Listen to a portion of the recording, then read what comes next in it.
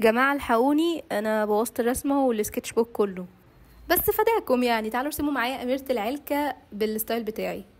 انا الصراحة ما كنتش اعرف مين اميرة العلكة دي، بس حد كتب لي كومنت ودخلت شفت فلقيت شكلها كيوت قوي، فقلت ارسمها.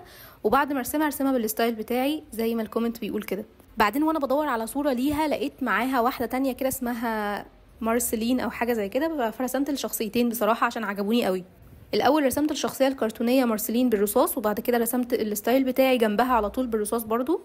هي المفروض انها عندها سنان فامباير كده، فانا عملت لها نفس الحاجه وشعرها اسود تقريبا. بعد كده كنت بفكر ارسم اميره العلكه في صفحه لوحدها، يعني دي في صفحه ودي في صفحه، بعد كده قلت اخليهم كلهم في صفحه واحده عشان اوفر. فرسمت اميره العلكه بالرصاص هنا، وجنبها على طول رسمت الشخصيه بالستايل بتاعي. الفيديو ده هيكون طويل شوية، وللناس اللي عندهم ADHD بجد الفيديو ده هيبقى ليكوا. كمية القطات في الفيديو ده رهيبة.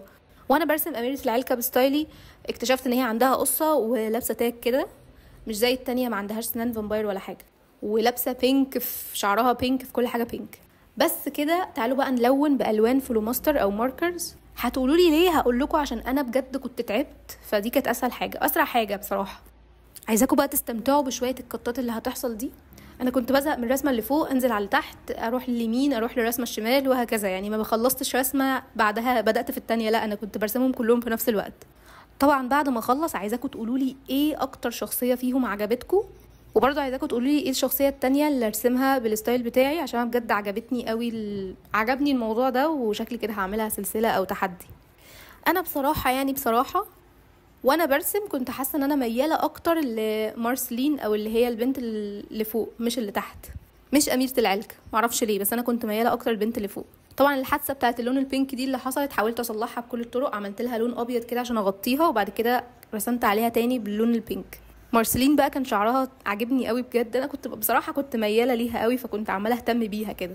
لو انت شعرها بماركر عادي خالص اسود، سبت شويه مناطق كده لونها ابيض عادي عشان بس تدي هايلايت للشعر.